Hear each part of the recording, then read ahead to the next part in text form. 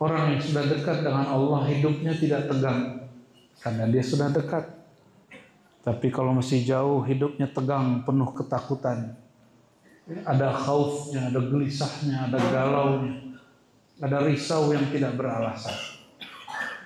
Tapi kalau sudah akrab, intim bertuhan, jadi kalau bertuhan kepada Allah mesti serius, mesti intim, mesti dekat, supaya selain Allah tidak mengganggu kita. Insya. Assalamualaikum warahmatullahi wabarakatuh. Kaum muslimin muslimat yang dimuliakan Allah, penonton channel Rahasia Islam, bertemu lagi kita pada kesempatan kali ini untuk kembali menyimak dan mendengarkan tausiah yang akan disampaikan oleh Abuya Ar-Rasy Hasyim. Sebelum kita menyimak dan mendengarkan tausiah yang akan disampaikan Abuya Ar-Rasy Hasyim nantinya, tidak lupa marilah kita selalu bersolawat kepada Nabi Muhammad SAW. Semoga di akhirat kelak kita mendapatkan syafaat darinya dan mendapatkan rahmat dari Allah Subhanahu wa Ta'ala. Amin ya Rabbal Alamin. Marilah kita bersama-sama menyimak dan mendengarkan tausiah yang akan disampaikan nanti. Semoga kita dapat mengambil hikmah dan nilai positif dari tausiah yang akan disampaikan oleh Abuya Ar-Rasy Hasyim. Selamat menyaksikan. Tala'a al-badru alaina wa bi'idnihi zahara ahsana man tajalla alaihi bijalalihi wa karamihi. Asyhadu an la ilaha illallah wahdahu la syarika lah wa asyhadu anna Muhammadan sayyidul awwalin sayyidul akhirin annahu nabiyyuhu wa rasuluh wa qala ana sayyidu waladi adam wa la fakhr. Amma ba'du, Allahumma akhrijna min zulumatil wahmi wal jahli ila al-ma'rifati wal ilmi. Amin ya rabbal alamin. Ilahana anta maqsuduna wa ridhaka matlubuna wa atina ya mu'ti ma'rifataka wa akrimna ya karim bi ru'yatika wa ru'yati nabiyyika al-Mustafa Muhammad sallallahu alaihi wasallam. Para tuan guru, para kiai, ketua adat, pengurus masjid, mari kita luruskan niat hadir di majlis maulid zat yang paling dikasihi Allah Subhanahu wa Ta'ala. Jika ada niat kurang baik, tinggalkan di luar. Jika sudah terbawa ke dalam, hapus dengan istighfar. Astaghfirullahaladzim. Kita niatkan, aku berniat duduk di majlis mendekatkan diri kepada Allah Subhanahu wa Ta'ala. Sebagaimana Syekh Al-Imam Jazuli membuka kitab salawat Dalail Khairat dan beliau mengatakan, jika engkau membaca kitab ini, mulailah dari kalimat aku berniat membaca, berzikir, duduk majlis, yaitu berselawat untuk mendekatkan diri kepada Allah Subhanahu wa Ta'ala.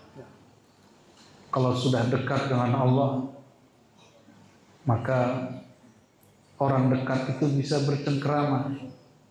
Orang yang sudah dekat dengan Allah hidupnya tidak tegang karena dia sudah dekat.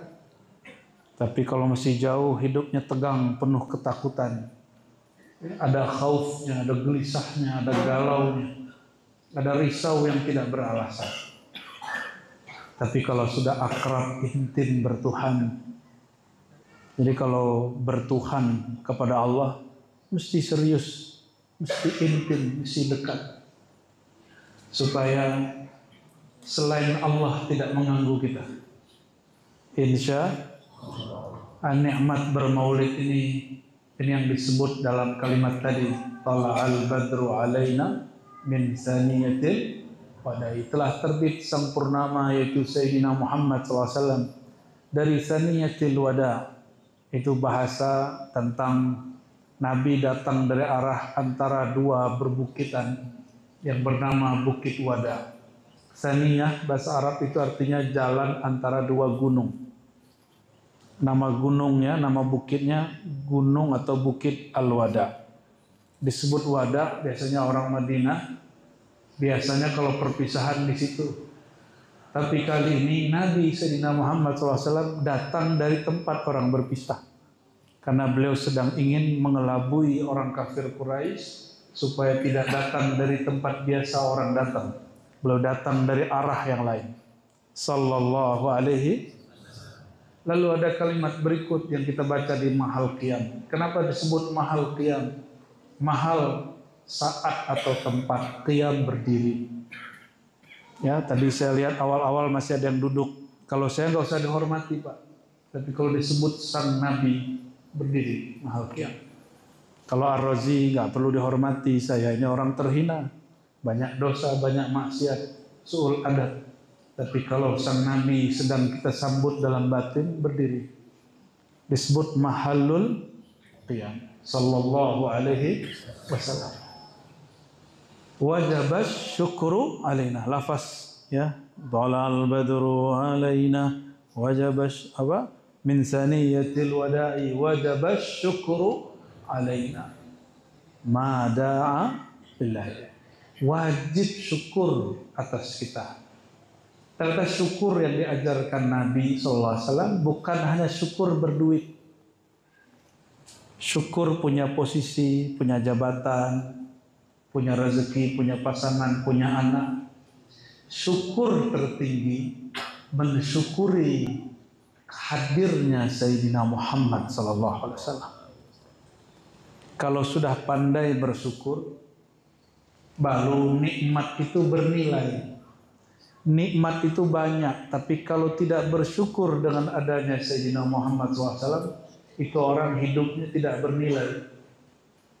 Karena hidup kita ini bersumber dari hidupnya Nabi Muhammad SAW. Itu ilmu yang dibagi oleh Tuan Guru Syekh Hasbullah. Beliau ini masih satu nasab dengan istri saya ke atas, ke Syekh As-Samarqandi. Jamaluddin Kubra, ya, masih ke atas nyambung semua. Syekh Hasbullah ini sezaman dengan Hadratus Syekh Hashim Asy'ari. Sezaman dengan pendiri Muhammadiyah juga Syekh Ahmad Dahlan Muhammad Darwis. Sezaman juga dengan pendiri Perti Sulaiman Jau, Syekh Sulaiman Rasuli, Syekh Abdul Wahid Salihi. Semuanya mursyid. Syekh Sulaiman Rasuli mursyid Tariqah Naqsyabandiyah Khalidiyah. Syekh Hasbullah pun seorang mursyid. Tarekatnya apa? Naqsyabandiyah Khalidiyah. Di mana dia mengambil talqin? Semuanya ngambil talqin. Ada yang di Mekah, ada yang di negeri kita. Di masa mereka yang mengajar di Mekah namanya Syekh Sulaiman Zuhdi. Siapa namanya? Sulaiman Zuhdi. Syekh Sulaiman Zuhdi itu berguru kepada dua syekh khalifah dari Syekh Abdullah Afandi di Jabal Abi Kubais yang sekarang menjadi kantor takmir Masjidil Haram. Ya, di puncak Jabal Abi Kubais itu dulu di situ ada masjid, ada tempat orang bersuluk. Jadi suluk Naqsyabandi itu berkelas dulu. Sekarang diejek-ejek orang, dibidah-bidahin orang, ya urusan dia lah ya. Dulu itu tempat bersuluknya di mana?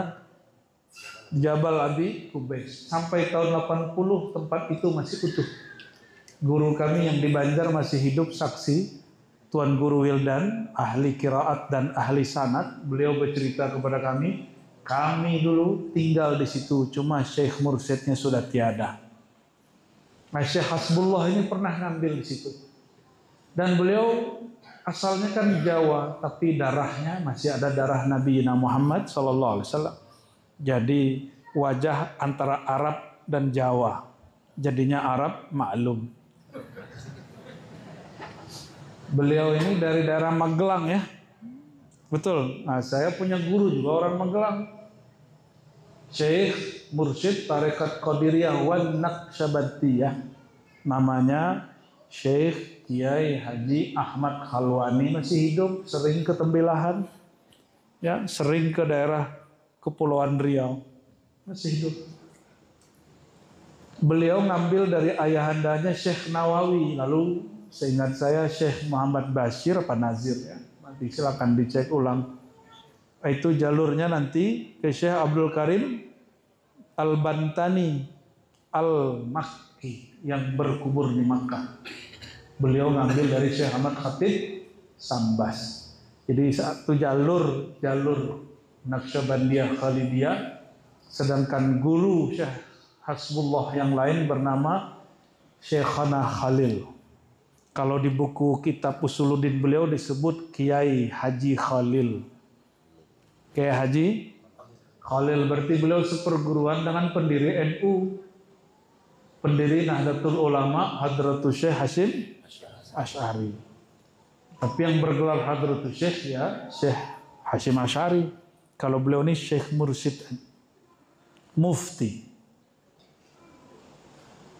Berarti dalam dirinya pun ada dua jalur tarekat besar. Satu Qadiriyah Naqsyabandiyah Syekhana Khalil. Walaupun jalur Syekhana Khalil ini tidak masyhur. Sampai hari ini tidak masyhur. Beliau lebih memilih jalur sanad muallim sebagai ulama. Ya, tapi beliau juga seorang mursyid.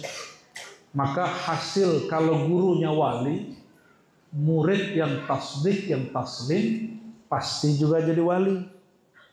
Kalau gurunya wali yang faqih, alim dalam hukum syariat, muridnya jadi faqih. Kalau gurunya mursyid tarekat, muridnya jadi mursyid tarekat. Kalau muridnya tasdik dan taslim. Tasdik itu percaya dengan ilmunya, bahwa ilmunya dari Allah, diturunkan kepada baginda Rasulullah, diwariskan oleh guru kita. Kalau taslim lebih berat. Taslim itu bab adab. Tidak faham, kita tidak komentar, kita serahkan ilmunya kepada Allah. Taslim itu guru kita, ini manusia. Dia tidak sempurna seperti para nabi. Jika para nabi tidak dipercaya kenabiannya oleh Abu Jahal, Abu Lahab, karena dia tidak taslim. Semua orang Mekah percaya Nabi Muhammad itu orang yang paling jujur, al-amin. Tapi mereka tidak taslim. Tidak taslim dengan wahyunya. Kalau murid tidak taslim, tidak menerima apa ilhamnya guru, bimbingannya guru, malah tersinggung kalau guru ngajar. Ada murid tersinggung kalau guru ngajar. Anda cari guru yang lain. Ya. Jangan dikira itu terjadi dulu, Pak, sampai sekarang terjadi. Sampai sekarang kalau ada murid tersinggung kalau disinggung gurunya, Anda cari guru lain. Kalau enggak, tobat nasuhah. Baru ke guru sudah begitu, gimana kalau jumpa Rasulullah SAW? Ya, pasti enggak kuat antum itu ketemu Rasulullah SAW. Karena ujian Nabi lebih berat daripada ujian seorang mursyid. Kalau lolos menerima rohani guru, insya Allah lolos menerima rohani sang maha guru rohani Sayyidina Muhammad SAW. Jangan seperti ahli kitab. Apa kata mereka? Kalau dulu walinya bagus-bagus, kalau sekarang enggak. Ahli kitab ngomongnya apa? Kalau Nabi terdahulu iya, kalau yang Muhammad bin Abdullah masa dia nggak masuk lah. Baca tulis saja nggak bisa. Ya, kampungnya pun kampung terbelakang, tandus negeri Mekah. Nggak mungkin, masa dia.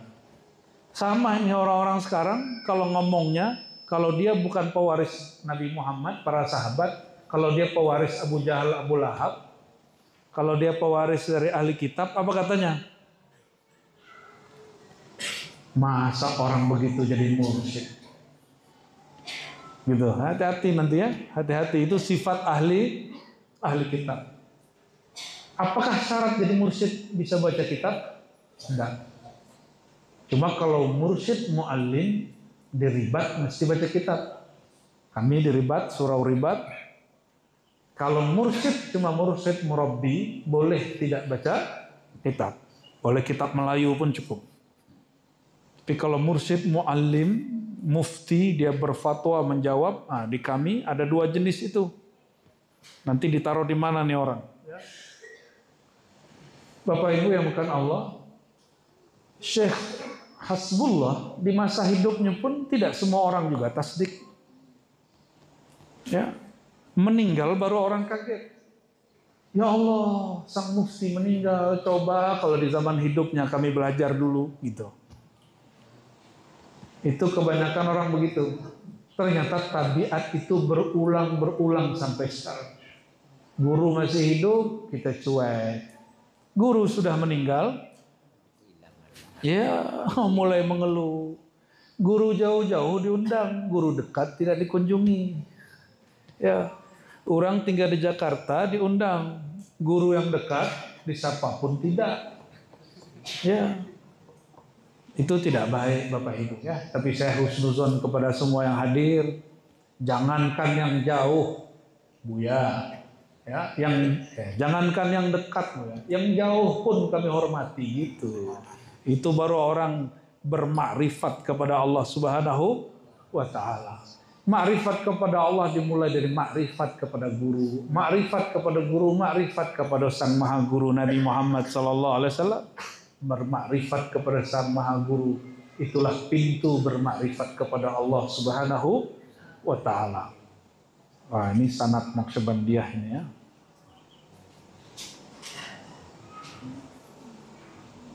Ya. Oke.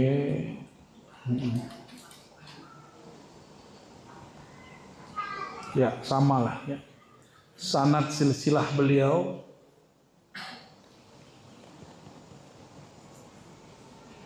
nah ini kebalik dikit Pak ya.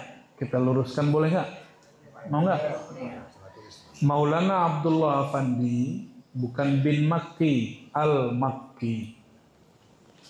Beliau punya guru Maulana Khalid Al-Baghdadi Summat Dimashqi. Maulana Abdullah Afandi ini punya murid 2. Tadi saya sudah ceritakan. Sebenarnya 3 yang besar. Syekh Salim untuk orang Kurdi, Turki. Lalu ada 2 yang meninggalnya berdekatan juga. Satu Sulaiman Al-Qarimi. Yang kedua Syekh Ismail Al-Minangkabawi dari Simabur, Batu Sangkar. Itu yang ngajar dulu di kerajaan Lingga Riau. Saya sudah ziarah ke sana. Di situ kita ziarah ke Syekh Syihabuddin ya, anak daripada Datuk Kelampayan yang pernah jadi mufti juga di Lingga Riau. Ternyata nih jaringan ini betul-betul berputar di situ-situ aja Pak. Syekh Ismail disuruh pulang beberapa saat, lalu dia balik lagi ke Mekah. Waktu dia ke Nusantara, dia lama mengajar para raja di istana Lingga Riau, di Kepulauan Riau, Pulau Penyengat. Ya, kita menyaksikanlah bekas-bekasnya, Masya Allah. Maka Tuan Syekh yang jadi raja namanya Raja Ali Haji, itu raja yang mursyid. Ialah dia raja kesultanan, ialah dia seorang mursyid tarekat Naqsyabandiyah Al-Khalidiyah. Siapa gurunya? Syekh Ismail Al-Minangkabawi. Syekh Ismail Al-Minangkabawi balik ke Mekah, kemudian bersama-sama membimbing murid bersama Syekh Sulaiman Al-Qarimi. Kata gurunya tadi Abdullah Afandi, wahai kalian bertiga, saya angkat pewaris mutlak adalah Syekh Sulaiman Karim. Sedangkan kamu, hai Ismail orang Minangkabau, kamu bimbing orang dari Nusantara, Tanah Jawi. Tanah Jawi itu Riau masuk, Padang masuk, Aceh masuk, sampai ke Nusantara ujung sana lah. Oke? Maka salah satu muridnya, Syekh Ismail ini meninggal 1850-an. Ada riwayat 1830-an ya. Itu dia tulis dalam oleh Sulaiman Zuhdi muridnya. Jadi mereka ini berdua, Qarimi dan Ismail, punya murid namanya Sulaiman Zuhdi. Syekh Ismail punya khalifah di Sumatera Barat beberapa orang. Satu di Pasaman namanya Syekh Muhammad Said Padang Bubuh. Ya, itu kawan beliau ini. Kawan beliau Syekh Hasbullah. Lalu satu di Barula. Barula itu perbatasan Payakumbuh dengan Batu Sangkar. Ya, ke Batu Sangkar jauh, ke Payakumbuh dekat. Tapi adatnya adat tanah datar. Beliau punya murid namanya Maulana Muhammad Tahir. Namanya siapa? Ya, Muhammad Tahir, Muhammad Said punya murid. Dari murid-murid itu, beliau kemudian punya kawan di Mekah namanya Sulaiman Zuhdi. Nanti turunannya ke Syekh Hasbullah. Mereka wafat di awal abad 1800-an, berarti abad 19. Jadi lebih awal dari Syekh Hasbullah ya, jauh lebih awal. Maka secara keilmuan Syekh Hasbullah bersanad ke Jawa, ke Madura, tapi juga bersanad ke Sumatera. Maka wajar kalau turunannya banyak yang ngaji ke Padang Panjang, Tanah Datar ya. Betul, Syekh Jamil Jauh, Syekh Sulaiman Rasuli itu wajar. Nah, jadi di sini nama Syekh Ismailnya ditaruhnya setelah yang lain. Nah, Qariminya tulis 2 kali. Sulaiman Qarimi, satu lagi Sulaiman bukan Qarimi, tapi Zuhdi. Ya. Nah, nantilah kita jelasin waktu lain. Nanti pusing lagi saya sebut. Kepalanya sudah mulai berasap itu. Tapi tenang, disebut nama orang soleh, keberkahan turun. Paham tidak paham turun, Pak. Ya tasdik aja sama taslim. Apalah Bu Yani ngomongnya, nggak jelas nih gitu ya. Udah tasdik aja. Ini kita sudah menghafalkan alhamdulillah semenjak umur saya masih 16 tahun. Yang suruh ngafalin beliau ini. Beliau mursyid saya juga dalam bab Thariqat Naqsyabandiyah Khalidiyah. Masih hidup, Pak. Jadi mursyid saya Thariqat Naqsyabandiyah Khalidiyah masih banyak yang hidup. Baik yang di Nusantara ataupun yang di luar negeri. Alhamdulillahirabbil alamin. Nah, Syekh Hasbullah ini pengamal tarekat Naqsyabandiyah Khalidiyah yang beliau turunkan juga kepada abahnya Bang Mir Halim ini, ya, turunnya ke situ juga nanti tuh. Abah Amirullah. Semoga beliau dan keluarga keturunannya, sahabat-sahabatnya diberkahi Allah SWT. Ini bukti bahwa ilmu ini tidak hanya nasabnya nasab fisik, tapi juga ada nasab ilmu. Karena pesuluan sudah mulai krisis di Indragiri, jangan malu ngambil ilmunya lagi ke Sumatera Barat, Pak. Di sana masih banyak kita, satu kampung itu bisa 5 surau tarekat. Alhamdulillah ya. Sampai sekarang. Saking biasanya orang bertemu mursyid, akhirnya orang tidak hormat juga dengan mursyid. Sama mursyidnya banyak.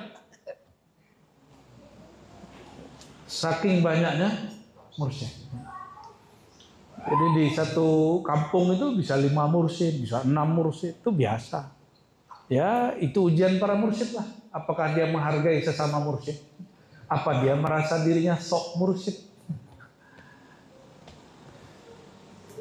Nah, itulah lebih kurang tentang silsilah beliau. Ada silsilah lain. Beliau berguru kepada murid-murid Syekh Nawawi Banten. Ya.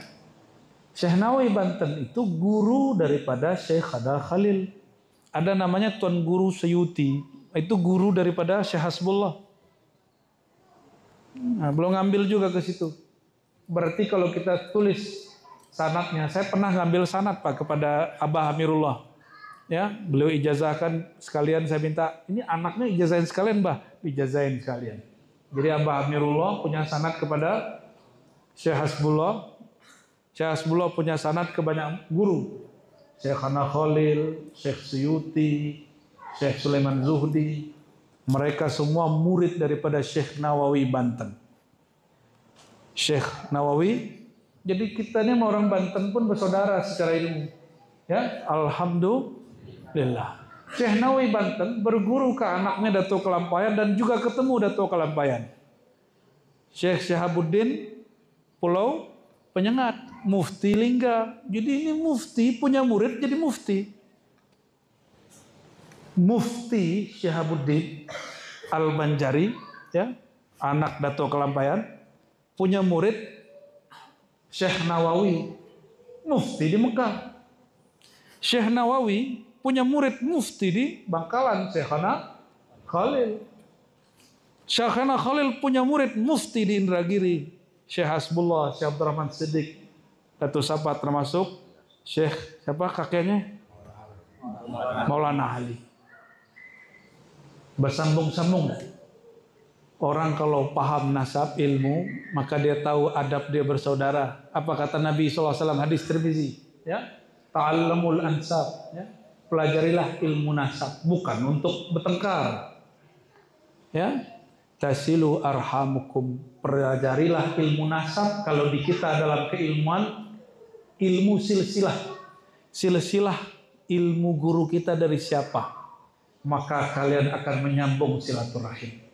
Semoga pertemuan siang ini bagian dari reuni pertemuan kita. Amin ya rabbal alamin. Berjumpa kembali jalur Minangkabau dengan jalur Indragiri. Jadi nggak usah kemudian gagah-gagahan. Aku orang Indragiri lebih tinggi dari Jawa, Jawa lebih tinggi dari Minang. Jangan usah lah. Inna akramakum indallahi atqakum. Yang paling kenal dengan Allah itulah yang paling mulia. Nah, itu tafsirnya, Pak. Yang paling kenal dengan Allah atqakum. Kata Nabi SAW, ana a'lamukum billah wa atqakum. Aku ini, kata Nabi SAW, paling mengenal Allah dan paling bertakwa. Maka makna dari mengenal itu ujungnya takwa. Takwa itu artinya berhati-hati dalam adab. Kalau kita tidak kenal, kita tidak beradab. Maka guru saya pernah ngasih pertanyaan dulu waktu kita ngaji Ma'rifatullah di suatu tempat. Kata beliau, Ar-Razi, lebih dahulu adab atau ilmu? Saya kira adab dulu baru ilmu. Karena itu yang kita terima di pesantren. Ternyata kalau ngaji Ma'rifatullah dibalik, Pak. Bagaimana mungkin engkau beradab sedangkan engkau tidak kenal orang yang engkau adabi? Ya juga ya, betul nggak? Kenal dulu bertuhan, baru tahu adab kepada Allah. Kenal dulu kepada Rasulullah SAW, baru tahu adab cinta bermaulid kepada Rasulullah SAW.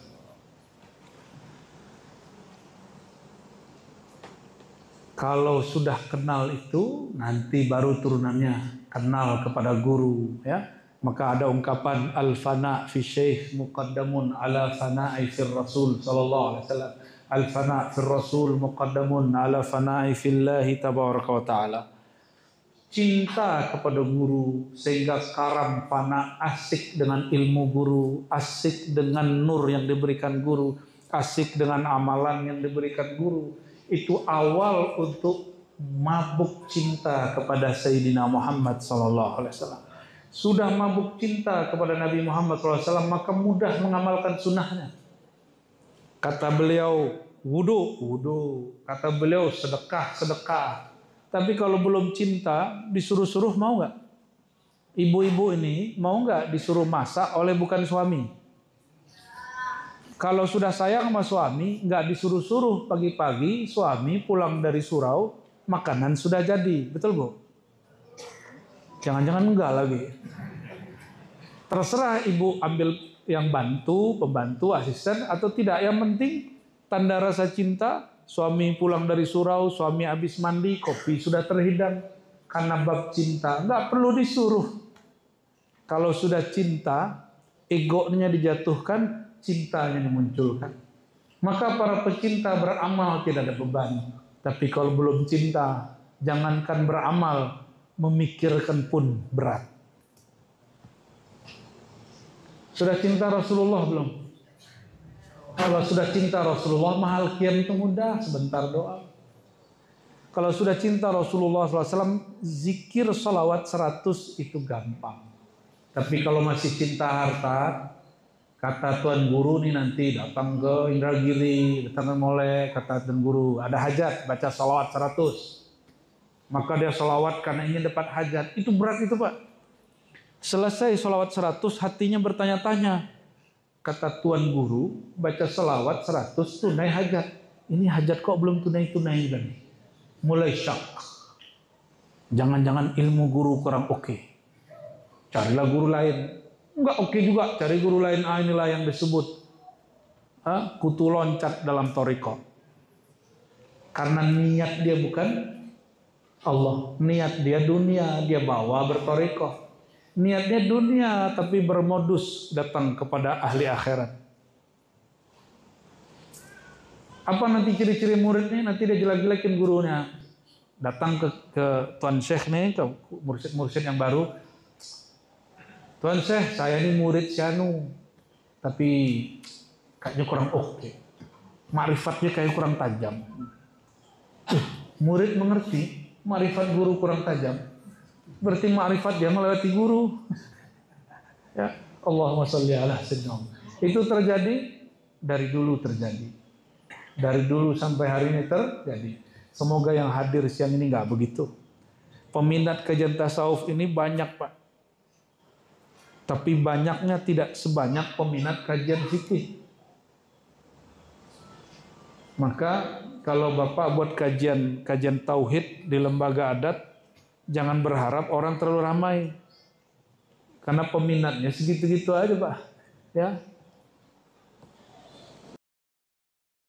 Siang jam kerja rame itu udah hebat itu ya, karena dia meninggalkan pekerjaannya, meninggalkan aktivitas wajib untuk hal yang lebih wajib. Kita nggak tahu lagi kapan lagi ini berulang ya. Sallallahu alaihi wasallam, berkah Nabi. Coba bayangkan berkat Nabi, orang yang tinggal di Jakarta datang ke Indragiri ya, orang yang tinggal di Payakumbuh ke Pekanbaru 4 jam Pak.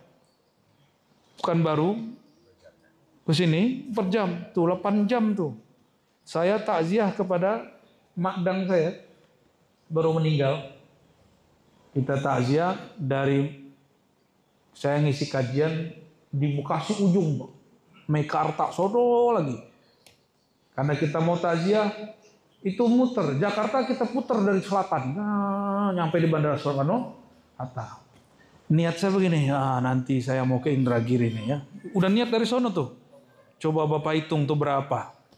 Ya, kalau bukan bab cinta Rasulullah, amplop itu apalah daya ya. Ya. Tujuan kita ingin menghidupkan majelis Maulid Nabi Muhammad SAW, tapi dengan makna yang lebih.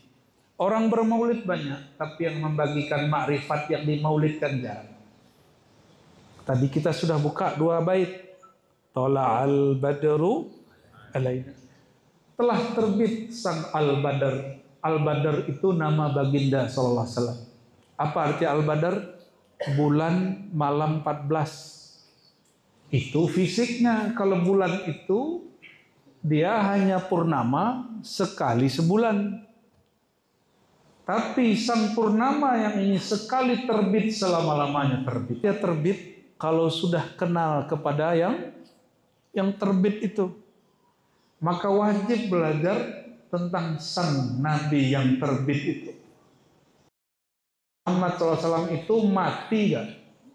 Mati gak? Mati Pak? Bahaya ini orang ngaji marifat bilang Nabi mati nih. Upgrade lagi marifatnya itu. Coba cek ya. Syuhada dan anbiya, syuhada para syahid, anbiya para nabi. Mana yang lebih mulia? Jangan bingung. Ya, syuhada bukan nabi. Para nabi ini kekasih Allah langsung. Siapa yang lebih mulia? Bolehkah menyebut syuhada mati? Itu dosa Pak. Hati-hati, dosa Adam. Yang apa ayatnya apa? Wala taqulu liman yuqtalu fi sabilillahi amwat, Jangan kamu katakan orang yang gugur di medan juang itu mati. Berarti haram nggak? Haram nggak hukumnya? Dalam bab adab haram. Al aslu fin nahyi lit tahrim dalam usul fikih. Pada dasarnya larangan itu haram. Pakaikan kaidah usul itu kepada usul ma'rifat. Kan kaidah itu dari usul ma'rifat mulainya. Pada dasarnya larangan di Quran itu haram. Allah melarang mengatakan jangan sekali-kali kau katakan para syuhada yang gugur di medan juang itu mati, tetapi mereka ahya walaupun kalian tidak merasakannya. Nah, itu yang disebut dengan taslim. Disebut dengan apa? Taslim. Tasdik sudah kepada Nabi, taslim belum. Kalau para syuhada di bawah Nabi, tidak boleh kita katakan mati, bolehkah mengatakan Nabi dan para anbiya mati? Untung Umar nggak ada, Pak. Kalau ada Umar sudah ada kepala yang lepas itu. Apa kata Sayyidina Umar? Siapa yang mengatakan kekasihku mati, langsung mati dia. Mati dia langsung. Tapi itu adab cinta Sayyidina Umar. Tapi adab tertinggi bersabar kepada orang yang mengatakan itu. Itulah Sayyidina Abu Bakar disebut Siddiq. Ditegur, ya Umar, jangan begitu ya Umar. Dibacakan ayat ke Sayyidina Umar. Yang boleh mengatakan Nabi mati itu Allah. Afa immata au kutila inqalabtum ala, apakah jika, ini cuma pengandaian, seandainya dia mati atau terbunuh, kalian berpaling dari sisi Allah. Kalau diturunkan gimana? Seandainya guru mursyidmu mati, apakah engkau kemudian kembali kepada kejahilan? Ya, apa ciri-ciri orang jahil? Suka bertengkar, suka sombong. Coba lihat Pak, mursyid mati, murid bertengkar berebut jadi mursyid. Betul nggak? Nah itu jahiliyah itu. Itu jahiliyah. Udah diangkat guru seorang mursyid, ikuti. Walaupun kita merasa lebih alim, ikuti dia. Jadi wali itu nggak mesti diangkat jadi mursyid. Betapa banyak wali Allah dia bukan mursyid, dan betapa banyak mursyid dipecat dari jadi wali. Loh kok bisa? Wali dipecat bisa nggak? Oh bisa. Riwayatnya banyak dalam riwayat hadis, riwayat ahli-ahli ulama-ulama salafus saleh. Suatu kali Abu Yazid Al-Bustami dia meludah dalam masjid. Ditegur oleh mak-mak. Ternyata mak-mak ini juga ada yang kasaf ahli makrifat. Ya, kadang-kadang ibu-ibu ini rasa dia bertuhan ini lebih kuat daripada kita. Sama kalau ibu-ibu ini lagi kesemsem, kasmaran, rasanya lebih kuat dari lakinya. Ya, tapi kalau ibu-ibu ini sudah kesemsem sama Nabi Muhammad SAW, sudah mabuk kepada Nabi Muhammad SAW, itu pun kadang lebih kuat daripada lelaki. Kata si ibu-ibu ini, ya Aba Yazid, Abu Yazid, jaga-jaga adab, engkau sedang di rumah Allah. Engkau sedang di rumah tempat mengingat Allah. Kalau engkau mengulangi kembali lagi melanggar adab ini, aku khawatir yuhzaf ismuka fi diwanil awliya. Namamu dari daftar nama para aulia yang diangkat Allah dihapus, dipecat. Abu Yazid waktu awal-awal jadi wali Allah digituin oleh seorang emak-emak tuh. Bahaya juga emak-emak ini marifatnya ya. Hati Pak ya, mama emak ya. Ada tahu Rabi'atul Adawiyah? Ngapain dia? Jangankan Rabi'atul Adawiyah, murid dia namanya Rabi'atul Basriyah. Rabi'ah dari negeri Basrah. Rabi'ah ini baru level standar murid dari Rabi'ah Adawiyah. Kata dia, dulu aku galau urusan rezeki. Tapi setelah baca ayat wa fis samai rizqukum wa ma tu'adun, di langit itu rezeki kamu sudah dijanjikan, sudah dijatah. Maka kata beliau, setelah aku membaca ayat ini, hilanglah semua kegalauanku tentang rezeki. Nah, ibu-ibu kalau galau baca ayat itu ya. Surat Az-Zariyat ya. Wa fis samai rizqukum wa ma tu'adun. Dan di langit sudah ditentukan, udah mau dikirim, Allah itu mau kirim ke fulan, fulana, dan tidak akan pernah tertukar. Nggak ada namanya jodoh tertukar, rezeki tertukar, nggak ada. Ma'rifat tertukar, nggak ada. Kemursidan tertukar, nggak ada. Nanti murid ngomong gini, kok dia yang diangkat? Masa guru ngangkat orang yang begitu? Kan dia belum sampai. Ada yang ngomong gitu nggak? Sering dengar gitu nggak? Tuh, sering dengar kan? Ini fenomena. Berarti orang bertarekat pun belum cukup selamat. Apalagi nggak bertarekat. Orang kenal tauhid pun belum cukup dia selamat. Karena adab dia belum tahu, selesai. Kalau ada murid ngomong begitu, masa guru ngangkat dia? Ini persis dengan cerita malaikat diumumkan oleh Allah, wahai para malaikat, aku hendak mengumumkan bahwa pengurus khalifah di muka bumi adalah Adam, pendatang baru. Apa kata malaikat? Ya Allah, kenapa engkau mengangkat orang yang akan menghancurkan bumi dan akan menumpahkan darah? Kenapa engkau tidak mengangkat kami ahli zikir, ahli suluk, zikir kami ribuan jutaan kali. Kami sudah khatam zikir ini, khatam zikir itu, torikot kami banyak. Itu malaikat ngomong begitu, Pak. Oh, berarti level nih kawan, baru level malaikat pemula ini ya. Paham? Paham di situ? Jangan ulangi kesalahan malaikat. Itu salah. Walaupun malaikat katanya tidak berdosa, dosa syahwat. Syahwat kebinatangan.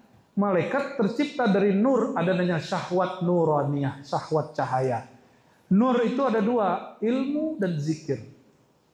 Orang berzikir pun ada syahwatnya, Pak. Pengen zikir lagi, pengen zikir lagi, pengen zikir lagi. Kerjaan ditinggal, tuh syahwat zikir tuh. Ya. Punya istri gak ada sentuh, sibuk zikir aja. Ada yang begitu gak? Nah, itu syahwat zikir namanya. Itu syahwat nur. Syahwat berdasarkan nur, itu syahwatnya malaikat. Apa arti syahwat? Keinginan, kemauan. Tapi kadang salah penempatan. Maka syahwat paling tinggi bukan itu. Ya. Syahwat paling tinggi itu syahwat ruhaniyah. Syahwat ruh. Ruhaniyah itu syahwatnya syahwat ilmu. Maka Nabi SAW mengatakan, innal mu'mina la yashba' min khairin ay min ilmin. Sesungguhnya ruh orang beriman itu tidak akan pernah puas daripada kebaikan, yaitu ilmu. Maka sekali nih Bapak ini ngaji makrifat, ngaji tauhid, itu ilmu lain hambar, Pak. Saya pastikan itu. Bener nggak? Sekali asik ngaji tauhid, ngaji yang lain hambar, itu ujian juga. Nanti disitulah setan masuk. Orang ngaji tauhid tidak mau sholat. Untuk apalah sholat? Zat aku, zat Allah. Ada yang begitu nggak? Itu iblis bertubuh manusia itu, ya. Iblis bertubuh, dia hapus kalimat yang kalimat itu dibaca di hati, yaitu la, tiadalah zat aku, binasalah zat aku, nyatalah zat Allah. Tiadalah sifat aku, binasalah sifat aku, nyatalah sifat Allah. Tiadalah ilmu aku, binasalah ilmu aku, yang nyata hanya ilmu Allah. Boleh dilanjutkan, hayat aku, sama basar aku. Jangan kemudian zat aku, berarti ada dua zat, zat aku dan zat Allah. Ente musyrik. Itu syirik orang yang asli ngaji tauhid tapi dikerjain iblis. Ya, ada ya yang begitu? Waduh, kalau mati musyrik, Pak. Karena dia menduakan Allah bukan dengan berhala bernama matahari dan patung, bukan dengan dunia. Dia memberhalakan Allah dengan zat dirinya karena salah mengaji. Jadi ngaji tauhid ini mesti juga harus belajar adab-adab kemakrifatannya, ya. Ini berkali-kali kita sampaikan, tapi orang banyak juga yang lupa. Karena manusia ini sumyal insan linisyani, disebut manusia karena banyak lupa, lalai, alfa. Maka kita ulang-ulanglah mengingati ini untuk diri saya dan kita semua, ya. Allahumma shalli ala sayyidina Muhammad.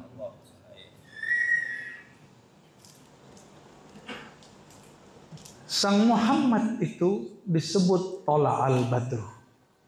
Hebatnya Allah, Allah sendiri punya adab ke Nabi Muhammad sallallahu alaihi wasallam. Apa adab beliau?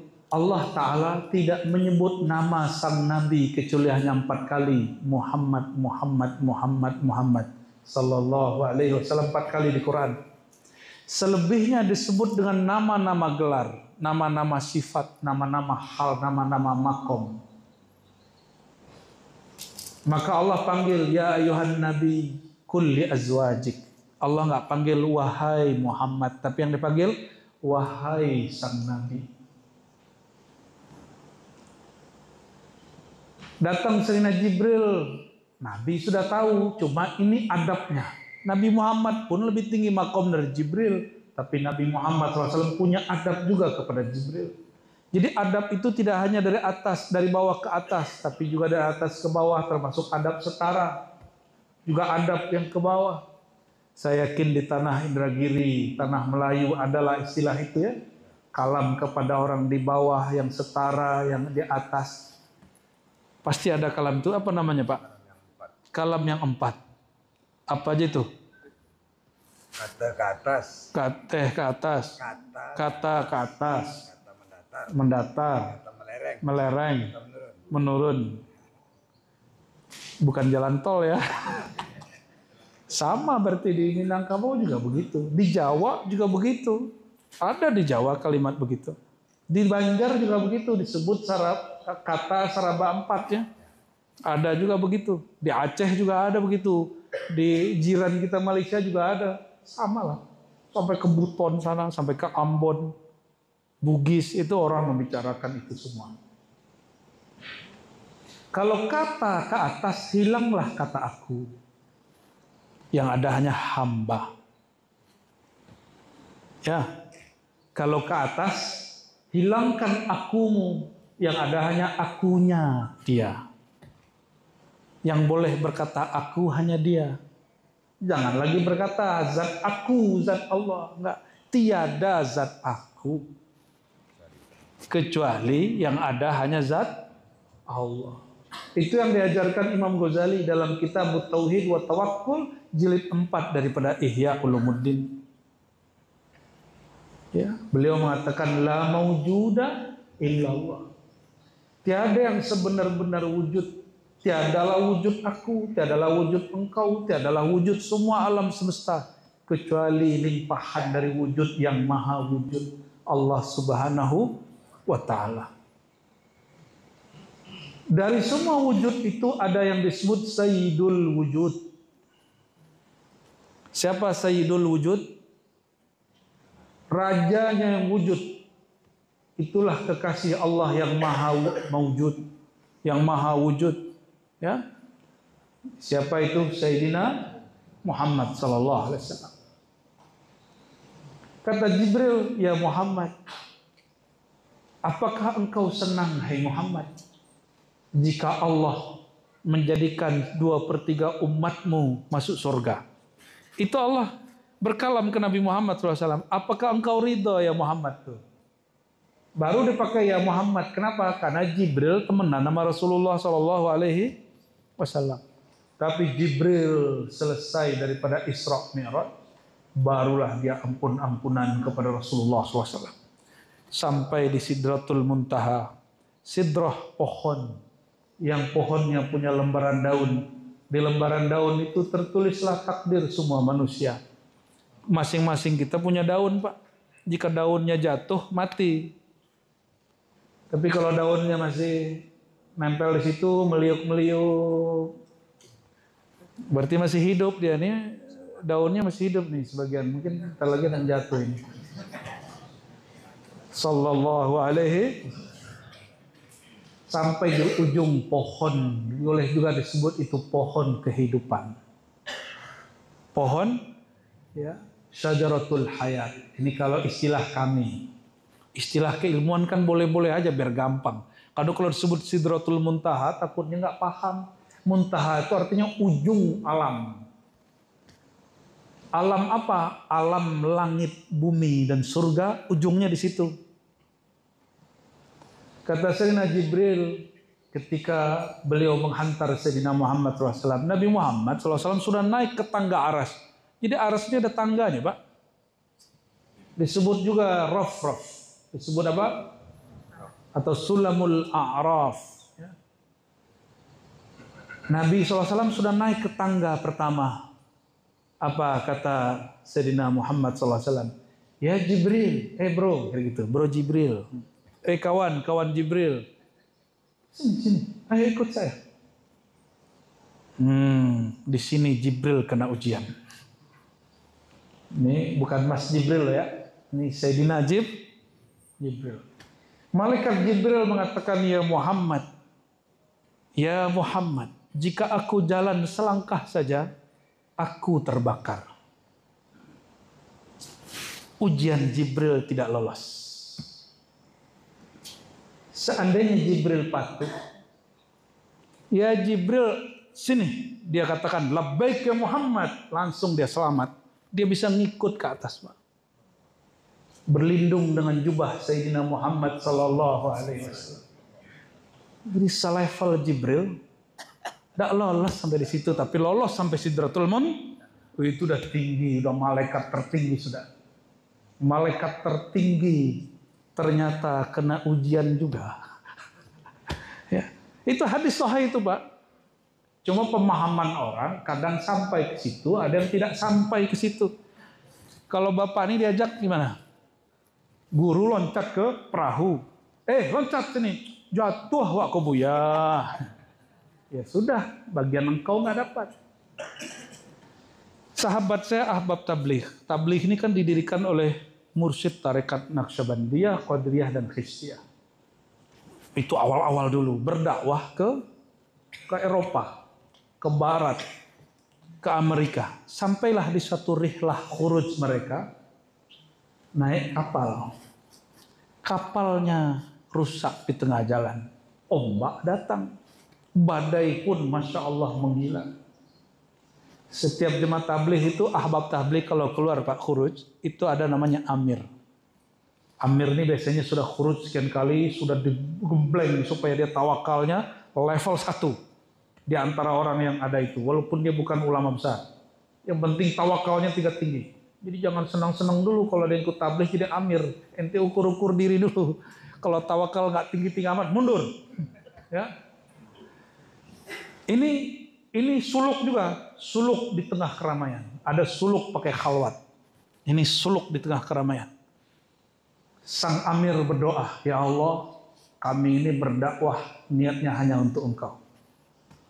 Jika jalan kami ini benar, selamatkan kawan-kawanku. Dia nggak mikirin dirinya. Inilah sir Sayyidina Muhammad SAW. Nur Nabi Muhammad SAW ada dalam dirinya. Karena dia tidak mikirkan dirinya lagi. Yang dipikirkan siapa? Ya, maka dia tes dulu jalan di air. Dia loncat ke laut. Ini bukan khurafat, Pak, ini asli.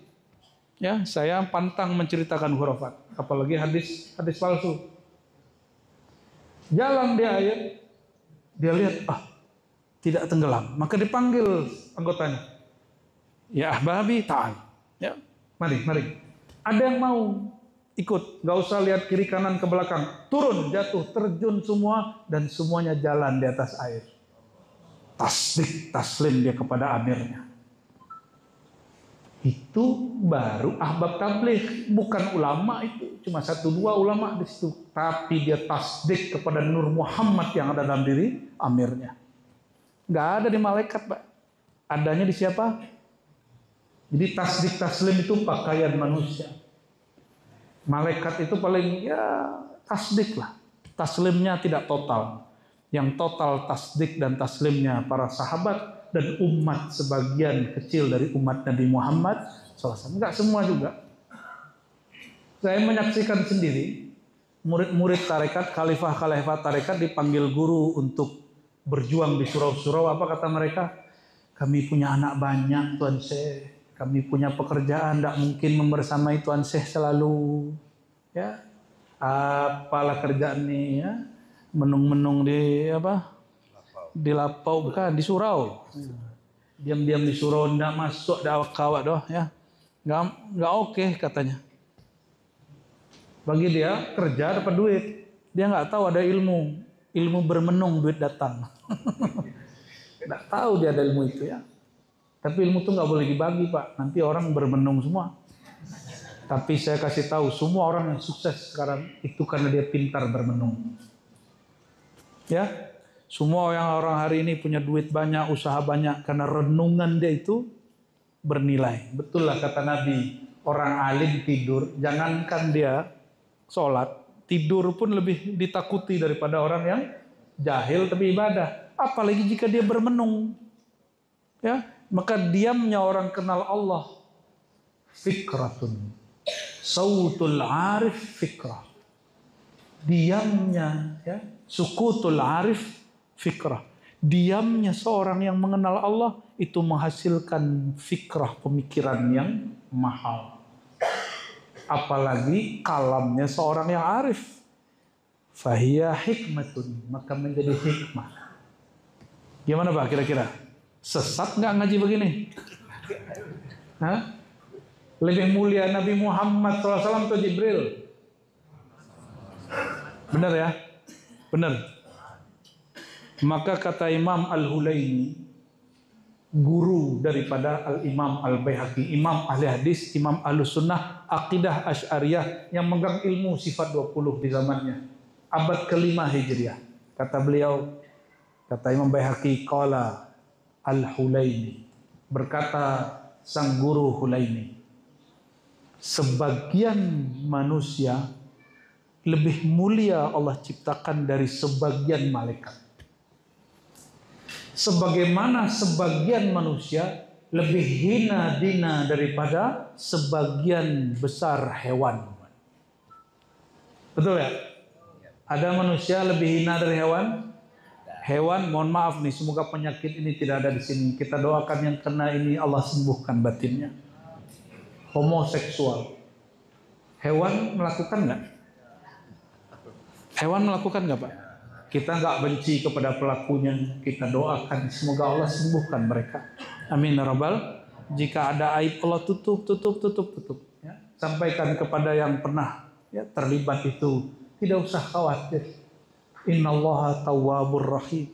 Allah itu maha penerima taubat. Allah ini maha penyayang. Keluar dari komunitasmu, tutup semua akses ke sana, lakukan seperti yang dilakukan orang yang membunuh 100 orang lalu dia bertobat, dikeluar dari komunitasnya dan dia wafat husnul khatimah. Ini katanya tobat tapi masih jumpa lagi. Tobat mas tapi masih nonton lagi yang begitu-gitu. Ya. Masih berkomunikasi dengan orang begitu. Sama tobat dari narkoba juga begitu. Tobat dari judi online juga begitu. Ya, katanya tobat, ternyata tobat sambalado. Ya, hilang pedas makan lagi. Ya, tutup lubang, gali lubang, tutup lubang, lagi lubang. Astagfirullahaladzim. Sayyidina Muhammad SAW menawarkan Jibril, Jibril ikutlah kepadaku. Tapi kata Jibril dia sibuk dengan dirinya, keakuannya masih ada. Itu namanya ananiyah nuraniyah, keakuan ego nur. Nur ini masih ada egonya, ya. Ada egonya nur itu. Maka jangan heran kalau mursyid ini sebagian egonya masih tinggi. Ya, ulama-ulama kiai-kiai ini egonya kadang masih tinggi, masih protes. Masa masih muda gitu ngomong makrifat? Saya ini sudah sekian tahun nggak ngomong makrifat. Lah kalau kamu tidak bisa bicara makrifat dari muda, gimana engkau bicara makrifat ketika tua? Tunggu keburu mati. Ilmu ma'rifat itu bukan ilmu akal-akalan, Pak, bukan ilmu hafalan, dia ilmu futuh dan laduni. Siapa yang Allah izinkan berbicara, berarti dia diizinkan untuk menerima laduni. Maka ciri-ciri orang diizinkan dapat laduni, kalamnya difahami walaupun rumit. Ciri-ciri orang tidak dapat laduni, kalamnya sulit dipahami walaupun ringan. Sudah paham maksudnya itu? Ya. Jadi man fuhimat ibaratuhu, ya. Orang yang difahami ibarat-ibaratnya, berarti di hadirat Allah dia dapat izin. Itu namanya al-ijazah al-Muhammadiyah. Itu ijazah langsung dari Sang Nur Muhammad sallallahu alaihi wasallam. Lain itu ijazah nggak tertulis di sini, Pak. Nggak di sini ditulisnya. Ditulisnya langsung di dalam kolbu si murid. Setiap dia keluarkan kalam dari kolbu, Allah izinkan dipahami. Walaupun yang mendengarkan bukan santri. Tapi siapa yang terhijab, sebagaimana dulu ahli kitab, pintar baca kitab, terhijab dari kalam Sayyidina Muhammad SAW. Maka hari ini yang banyak terhijab dengan ilmu ma'rifat, bukan orang awam. Tapi orang yang merasa punya pengetahuan terhadap Alkitab. Ya. Maka rajin-rajinlah baca alif lam mim zalikal kitabul la raiba fi hudal lil muttaqin. Alif lam mim itu rahasia itu. Orang rajin-rajin baca alif lam mim, nanti nur di kolbunya terbit. Dia akan menjatuhkan egonya untuk mau belajar kepada orang yang lebih rendah umurnya dari dia, lebih kecil gelarnya dari dia, lebih sedikit kayanya dari dia, tidak lebih mulia dari dia. Maka berkata Imam Bahauddin Shah Naqsyabandi, lebih mulia manusia atau binatang? Manusia biasa nih, lebih mulia manusia atau binatang? Manusia. Kata Imam Bahauddin Shah Naqsyabandi, Imam Tarekat Naqsyabandi, kata beliau apa? Jangankan guruku mirkulal, kepada anjing, kucing, semut, ulat aku pun berguru. Oh, ternyata orang kalau sudah sampai kepada makom itu, dia jatuhkan ego kemanusiaannya, dia lihat ada kalam Allah juga turun kepada makhluk-makhluk. Bukankah di Quran ada kalimat, kami wahyukan kepada namal. Namal artinya apa? Atau nahal. Ya, Allah berkalam kepada lebah, fasuluki subula rabbi. Ada kan? Wahai lebah-lebah, hendaklah kalian menempuh jalan Tuhan kalian, jalan-jalan Tuhan kalian. Maka setiap lebah itu sedang menjalani jalan-jalan Allah Subhanahu Ta'ala. Inilah rahasia keberkahan daripada madu. Coba Bapak lihat, adakah lebah itu menyerap dari bangkai? Atau dari bunga berbau bangkai? Atau bunga tumbuh dari bangkai? Enggak. Dia selalu mencari nektar-nektar bunga yang harum. Maka yang dikeluarkan pun Coba perhatikan, lebah yang tumbuh dari herba-herba, tumbuhan-tumbuhan, misalnya sawit, warna madunya apa? Agak gelap. Kalau dia tumbuh berkembang, bikin sarang di sekitar jagung dan padi, warnanya ikut kuning seperti padi. Paham maksudnya? Ini cuma ibarat. Apa yang dia ambil, itu yang keluar. Apa yang kita ambil, itu yang akan kita beri. Inilah kalam Ibnu Athaillah Sekandari. Apa kata beliau? Jika orang di dalam kolbunya nur, dia bagi nur. Jika di kolbunya ada kebencian, dia bagi kebencian. Di kolbunya ada ilmu, dia bagi ilmu. Di kolbunya ada zikir, dia bagi zikir. Di kolbunya ada ketawaduan, dia akan bagi ilmu tawadu. Ya, semoga Allah Ta'ala memasukkan nur Muhammad sallallahu alaihi wasallam di qalbi.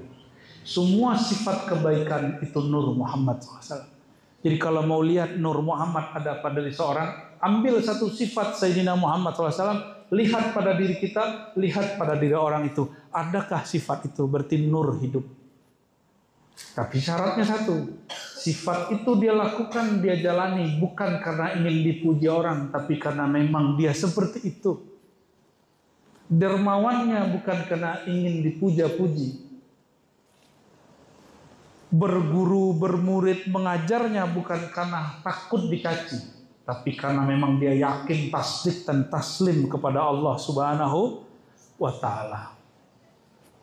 Udah mau jam 3 Bapak Ibu. Membicarakan kekasih. Sang kekasih itu lama, tapi rasanya sebentar. Apalagi kalau kita jumpa dengan beliau sallallahu alaihi wasallam.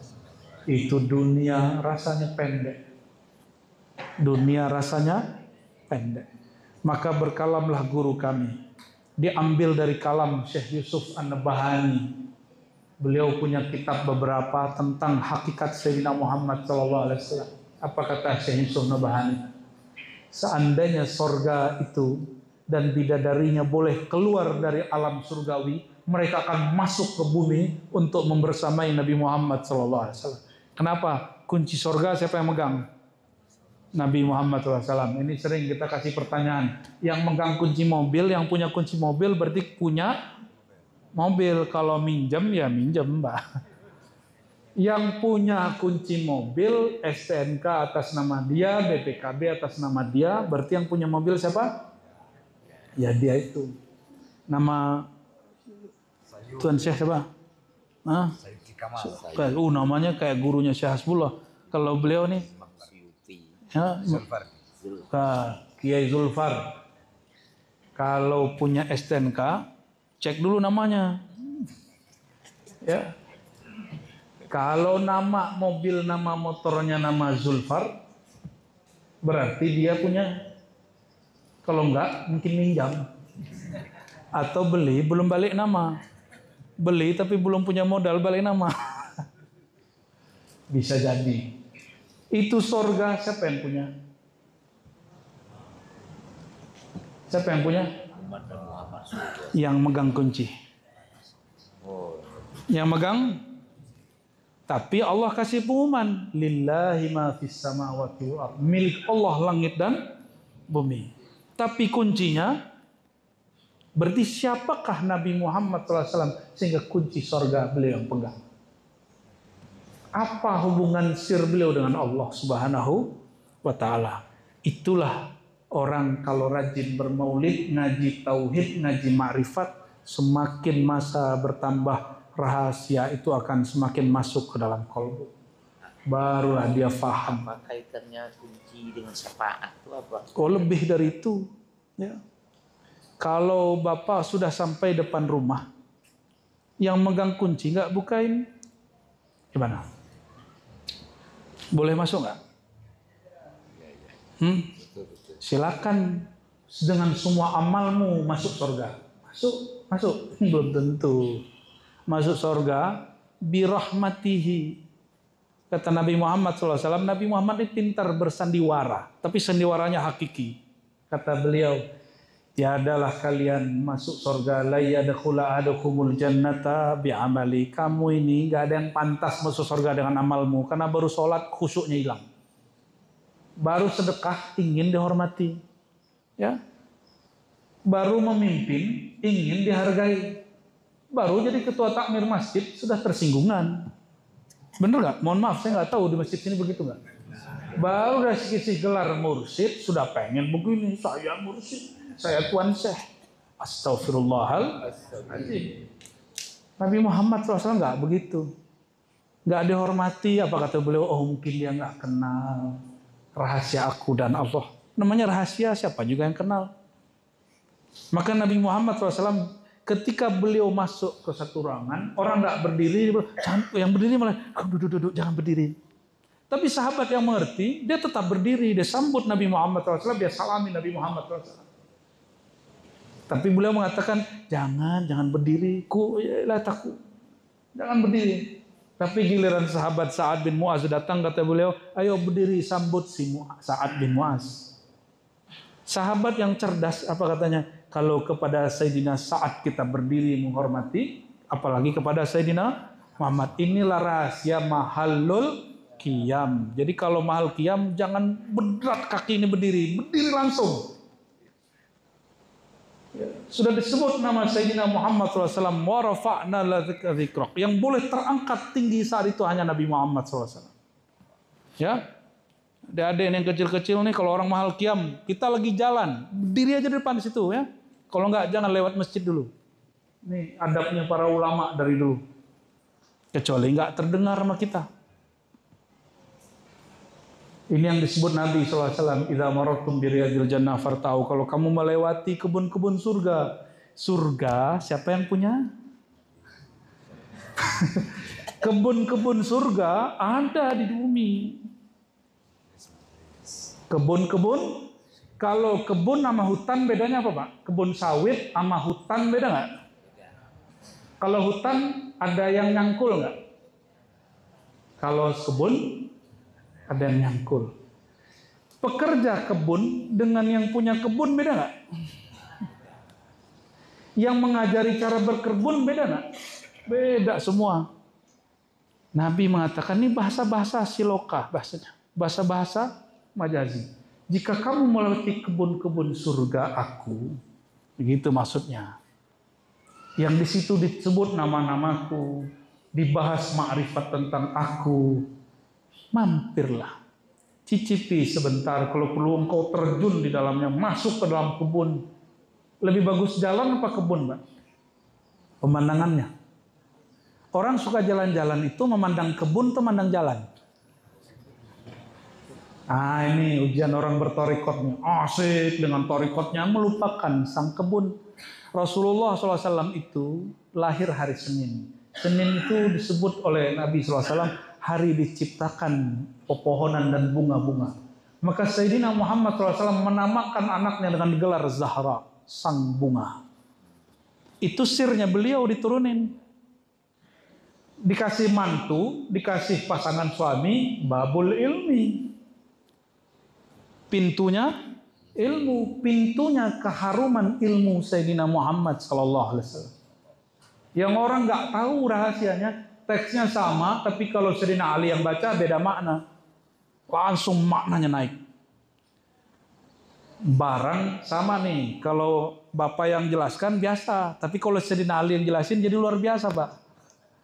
Ya, jaket dulu ada satu jaket harga cuma 500.000, tapi yang pakai presiden langsung naik harganya jadi 2 juta. Ya, dulu kalau di Sungai Dareh itu ada cincin paling dulu cuma harga 50.000, 100.000, dipakai Presiden SBY langsung naik harganya 10 juta, 20 juta, 40 juta, 100 juta. Tapi karena SBY hanya memerintah 2 periode, akhirnya batu Sungai Dareh pun mahalnya hanya 2 periode. Sallallahu alaihi wasallam. Nah, itu yang disebut tuh, ya. Di mana lafaznya? Wajib syukru alaina mada alillahi da'i, ya. Gimana? Iksiru ghali, apa gimana lafaznya? Saya jadi lupa. Ini berarti kurang minum ini. Ya. Anta misbahus suduri, depannya apa? Anta iksiru, apa arti iksiru ghali? Ya, kalau terjemahan bebasnya, engkaulah barang permata, barang paling mulia. Yang mulianya tidak kenal periode, 2 periode, 3 periode, Pak. Maka siapa ada nur Muhammad di kolbunya, itu barang berharga. Apapun yang dipegangnya ikut berharga. Hadis dibacanya ikut menjadi berharga. Tempat yang dijalaninya, diinjaknya ikut berbangga. Maka berkalamlah Ibnu Mubarak diriwayatkan dari Nabi SAW, guru Imam Syafi'i. Apa kata beliau? Tapi Imam Syafi'i jarang merebutkan sanad itu. Dia sebutkan sanad muridnya. Nabi SAW bersabda, tiadalah seorang menginjak suatu debu yang dia berniat berjalan menuju Baitullah atau mencari ilmu Allah, melainkan itu tanah, itu debu berbangga dengan tanah sebelahnya. Bahkan dalam hadis Tirmizi dikatakan, setiap orang yang memegang ilmu yusolli alaihi man fis samai wal ard. Berdoa untuknya, bersolawat untuknya siapa yang di langit di bumi, hatta al-hitan, hatta al-hut di satu riwayat fil bahr, bahkan ikan al-hut pun ikut mendoakannya. Maka sampai-sampai saya dengar ada kiai di Jawa nggak mau makan ikan hut. Padahal bukan begitu maksudnya. Kalau begitu antum nggak boleh makan apa-apa. Kenapa? Karena semua muallim kiai didoakan oleh semua orang, semua makhluk, ya, yang di langit, yang di bumi. Kalau nggak mau makan ikan tertentu, jangan makan ikan yang lain, karena semua ikan mendoakannya. Oke, sudah dekat jam 3. Semoga rindu kepada Nabi Muhammad SAW bertambah kuat. Amin. Kenal kita kepada sang Nabi Muhammad SAW bertambah dahsyat. Makrifat kita kepada Allah bertambah dekat. Amin ya rabbal alamin. Mohon maaf salah kurangnya, mungkin tidak dapat salaman semua. Salam dari hati saja ya. Kami mohon izin istirahat dulu. Sudah 2 periode ngisi ini ya. 1 di kampus, 2 di sini. Sudah lelah kita, Pak.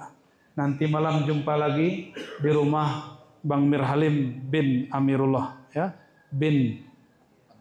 Amiruddin bin Harum Maulana bin Muhammad Ali. Amin ya rabbal. Wa sallallahu ala sayyidina Muhammad ila ruhin nabi wa ila jami'il anbiya wal mursalin wal awliya'is salihin, khususan sadatina Syekh Hasbullah, Syekh Maulana Ali, Syekh Abdurrahman Siddiq, Datuk Sahabat Syekh Muhammad Arsal Bandari, Syekh Ismail Manangkabawi, Syekh Sulaiman Karimi, Syekh Sulaiman Zuhdi, wa sadatina an-Naqsyabandiyah wa usulihim wa furahim wal Qadiriyah wa usulihim wa furahim wa jami'al turuq sufiyah wa usulihim wa furahim. Al-Fatihah.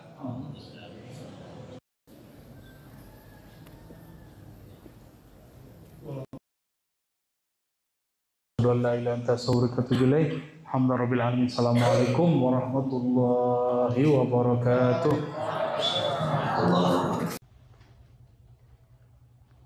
Baiklah, telah kita saksikan tadi secara bersama-sama tausiah yang telah disampaikan oleh Abu Ya'ra Syekh Hasim. Semoga bagi kita yang mendengarkan dan bagi Abu Ya'ra Syekh Hasim yang menyampaikan, sama-sama mendapatkan pahala dari Allah Subhanahu wa Ta'ala.